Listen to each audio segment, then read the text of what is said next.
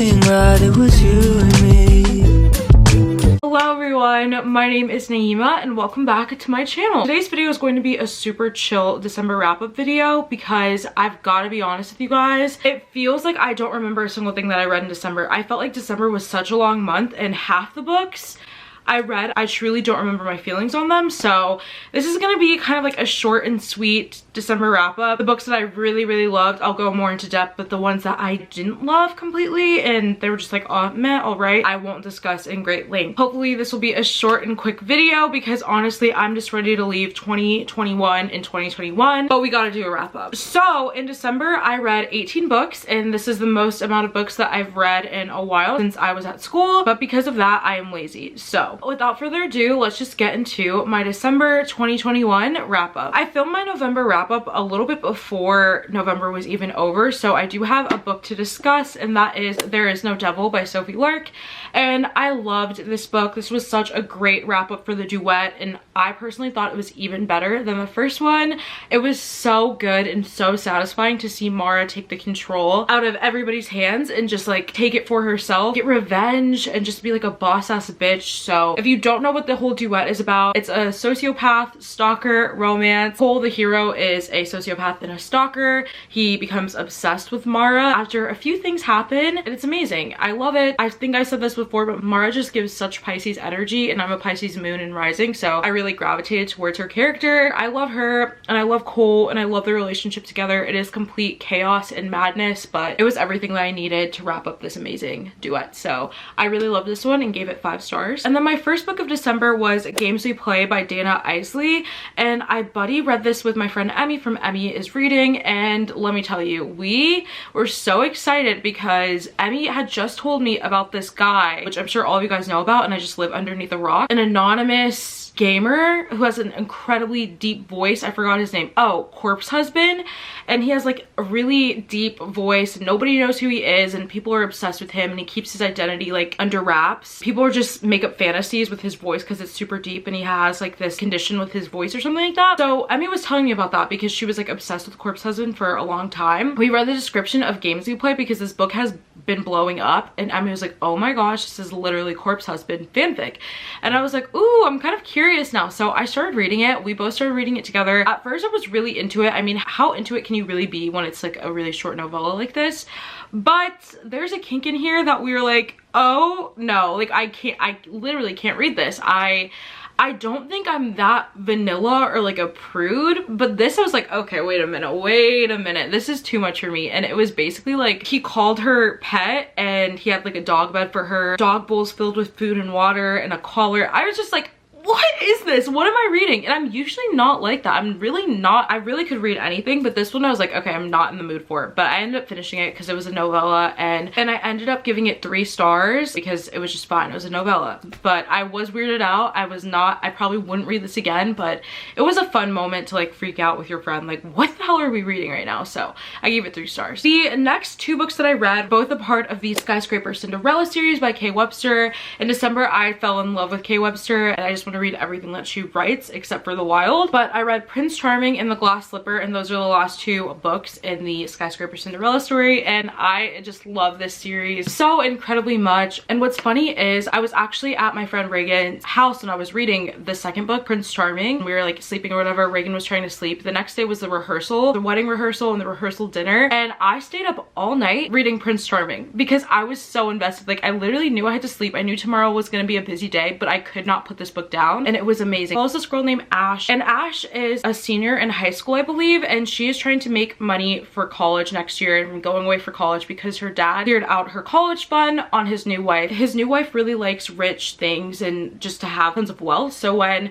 her father was trying to woo her, he cleared out her entire college fund. So that puts her in a position where she really needs to work and get the money for college next year. The stepmom gets Ash a job as a cleaner, and Ash is now working as a cleaner for this huge building. Every night the company goes in and they clean the entire building, and that building belongs to Winston Constantine. If you don't know the Midnight Dynasty universe, it's basically like these 2 rivaling families, the Constantines and the Morellis, and they both rule over New York and they hate each other and they're rivals, so I just love that aspect. So this one follows the oldest son, Winston Constantine. It's an age gap romance. He's older than Ash, and he likes things set a particular way. And so one day when he goes into his office and he notices like Starburst papers everywhere, like dust places, like someone clearly did not clean his office. And so he watches the tapes back and sees Ash just like goofing around, not actually cleaning, and he decides to confront her about it the next night. He confronts her and he is in shock by her beauty, and he has like a eccentric taste. He has little quirks, if you will, and he really likes to humiliate whoever he likes. So he starts humiliating her and she accepts for money and they fall in love, and it's not my typical romance at all. I didn't think I was gonna like this story, but it was amazing, and the dynamics really changed when they started to like each other. And Ash is like, no, I need you to like pick me back up after you completely obliterate me with being mean, and he does, and it's just so sweet, and I cried at the epilogue. So overall, this is a really good story, really cute. I really recommend it if you like age gap romances, powerful families, and just chaos, because it was great. And I gave Prince Charming and The Glass Slipper both 5 stars. So after I read the Skyscraper Cinderella series, I really wanted to read Lessons in Sin by Pam Godwin, and this is another book in the Midnight Dynasty universe, and this one follows Tinsley Constantine. Tinsley Constantine is kind of like the golden child of the Constantines. She's a good girl, the nicest person in the Constantine clan, but Tinsley Constantine has been incredibly sheltered her entire life, so she wants to start exploring herself and exploring her sexuality, and her mom is not about that. She's like, absolutely not. Her mom catches her hooking up with this guy and she's like, I'm sending you away. So she sends Tinsley to a Catholic all-girls boarding school, and there she meets Father Magnus.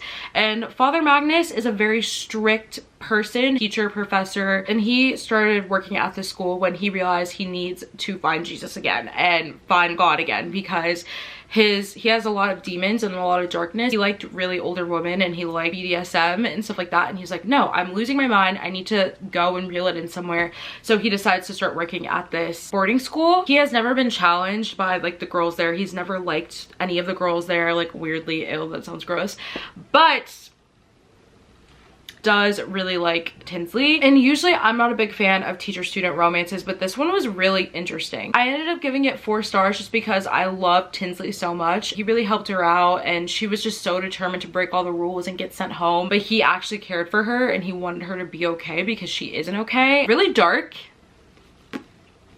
Yep. So read this book if you are into teacher-student romances, and especially in a Catholic boarding school setting. After reading the Skyscraper Cinderella story, I really wanted to read more Kay Webster, so I picked up Wicked Lies Boys Tell, and I talked about this in my toxic romances video, and this one is just overall, like I said, a toxic romance. This one is incredibly toxic. It is an MM romance between 2 boys who used to be best friends until one of them started to catch feelings for the other and acted upon it one drunken night, and since then they've hated each other. They are, and everybody knew them as best friends, so when they start hating each other, people are really confused as to what happened. But they grew up best friends, they grew up brothers, they live right next door to each other, and they realize that they want each other in their lives, so they work it out. Obviously one of the guys is still madly in love with the other one, and this just overall gave Wattpad. There's so much jealousy, there was so much pushing you away and then pulling you back in and apologizing, and just, it was toxic. It was a toxic mess, but it was also the best kind. I was really craving like a Wattpad toxic romance at that moment, and so when I read this I was like, yep, exactly, this is exactly what I wanted, and it was a fun time. I wouldn't say call it anything other. This wasn't super earth-shattering or groundbreaking, but it was a really fun time, and I ended up giving this one 4 stars. The next book that I read was Hooked by Emily McIntyre, and I gave this one 4 stars, and it is amazing. I love this book and I cannot wait for her second book in the Never After series, the fairy tale retellings, and that one's called Scarred. So Hooked is actually a Peter Pan retelling, and it is so fun. I love romance between Hook and Wendy. So in this story, Peter is Wendy's father, but he is an absent father. Wendy still has so much love for Peter because she's like always been like a daddy's little girl, and when she grows up she realizes that she doesn't like who her father's become. He's never around. When her mom passed away, she really had to step up and take care of her little brother. So Peter, Wendy, and Wendy Wendy's little brother. They move to this new town and Wendy starts working at this cafe, and one night her coworkers invite her out to this club called the Jolly Roger. There she goes. Hook sees her and he becomes obsessed with her, number one, but also he finds out that she is Peter's daughter, and Hook absolutely hates Peter and wants revenge. He spent his entire life plotting against Peter to kill him after Peter has done horrible things to Hook and his family. Hook decides pretty quickly that he wants to use Wendy to get to Peter, but they fall in love and it's great, and it's an obsessive hero, a hero who really has nothing and is just so damaged inside, and Wendy, who is grappling with the fact that her father isn't who she thinks she is, and it is also a little bit of a toxic romance, and it's a lot of fun. The next book I read, All Roads Lead Here by Mariana Zapata. If you're not following me on Instagram, you definitely should, because I raved so much about this on my stories while reading this, and this is my new all-time favorite Mariana Zapata. This is such an amazing slow burn romance, and I usually don't love slow burn. I have to be really in the mood, and usually when I am, I pick up a Mariana Zapata, but this one was just such a comforting, cozy, safe read for me, and I loved every moment of it. This book follows Aurora, and Aurora is on the road trying to heal from a breakup. She was in a long-term relationship with her boyfriend, who is a famous country singer, and things ended really badly there, so she decides she wants to be on the road and figure out her life, but ultimately she decides to go back home to Colorado, and Colorado is where she used to live with her mom before her mom disappeared. She ends up renting a Airbnb, and she shows up to the Airbnb not expecting this guy named Tobias Rhodes to literally have no idea who she is, and she's renting it from someone named Tobias Rhodes. Tobias didn't know that his 16-year-old son rented out their garage apartment to this girl to raise money for a guitar that he wants or something like that. But Aurora like begs this man to stay, and she's like, please let me stay. And Tobias is like a grumpy mountain man who doesn't like strangers, and he likes to have like personal space and have his privacy, so he was not into the idea at all, especially that his son didn't ask or consider him at all. So he eventually agrees to let Aurora stay, and from there the slow burn ensues. They're obviously living like right on top of each other. Aurora gets super close with Tobias's son, and they spend a lot of time together. Such a sweet, grumpy sunshine romance, and it was amazing and so comforting, and I feel like I didn't do this book justice, but if you're hearing anything from me throughout this video, please read All Roads Lead Here. It is a new all-time favorite, and it has my heart. The next book that I read was The Hardest Fall by Ella Mays, and this one I gave 3 stars. It was a really cute and sweet romance. Basically, it is about this girl, and it's her freshman year of college, and her friends, who aren't really her friends, dare her to kiss the star quarterback. She's just like, okay, well, I really want these girls to like me. It's fun, whatever. So she goes up to the guy, makes a complete fool of herself, accidentally sees him nude, and she asks him to kiss her. And he was like, ooh, but I actually have a girlfriend. So the heroine runs out crying. She is incredibly embarrassed. She's really shy, and she's like a blabbermouth and just has foot in the mouth syndrome. So she spends the next like 3 years avoiding this man on campus, and they run into each other a lot, but the guy has always felt horrible about making her cry and having a girlfriend, and he couldn't help her out, so he's always felt bad. And whenever he's seen her, he wanted to go up and say something to her, but she has always stayed on his mind. So it's their senior year, and the guy needs a new place to stay because he found out that his girlfriend was cheating on him, his best friends and teammates and roommates. So he gets a new place to stay, and that is actually an apartment, but he doesn't know that he has a roommate, and it's the girl from her freshman year who basically begged this man to kiss her. It's a really cute forced proximity roommate romance. It was just kind of all right. It was like a fun college time, and yeah, there's not really much to that. It's like friends to lovers, I would say, roommate romance, and kind of like second chance in a way as well. The next book that I read was Bad Boy Blues by Saffron A. Kent, and this was a really, and I love this story. If you like Vicious by L.J. Shen, I definitely recommend Bad Boy Blues. It's about this girl named Cleopatra. Cleo is poor. She works in this huge estate mansion place with a bunch of servants and lives in like the servants' house for the huge prince family, and the princes are basically like American royalty. Cleo works there, and all throughout middle school, elementary school, high school, she was bullied by Zach Prince, and Zach is the bad boy son of the princes. He just cannot stand Cleo, and he never could. So Zach goes away for a long time, and he comes back to find Cleo working at his house. It's really great. Saffron Kent writes great smut. This was such an angsty romance.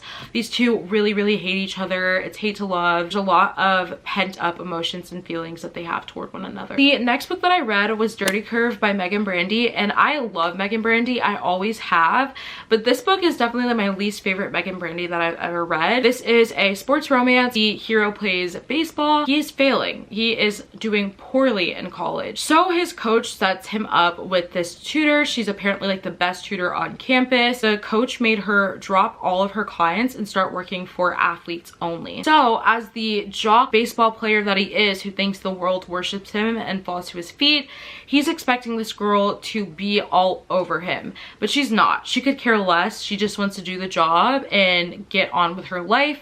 But he is just so confused by her, hypnotized by her, and wants to get to know her because she's a huge mystery to him, and he's really confused as to why she's not like falling all over the place for him. He really makes the effort to try to get to know her and make her happy and make her like him. At first he thinks that she's embarrassed to be working with him and that this and that, and she doesn't like who he is and believes all the gossip about him. That's not the case, and she's actually just like a really tough nut to crack, and he just has to work hard and get into her good graces, and it's really cute. I will say that there's a plot twist in here that I know so many of you guys would not like, because I don't like this trope. I don't like this plot twist at all, but I decided to keep going, and it actually was a pretty good story. I did feel like I didn't know the heroine at all. Like, I felt like I knew nothing about her. Obviously she was a mystery to the hero, but she was also a mystery to, I feel like, the readers as well, and I ended up giving this one 3 stars. The next book that I read was The Golden Boys by Rachel Jonas, and this was a great story. I highly recommend it for you Gossip Girl lovers out there.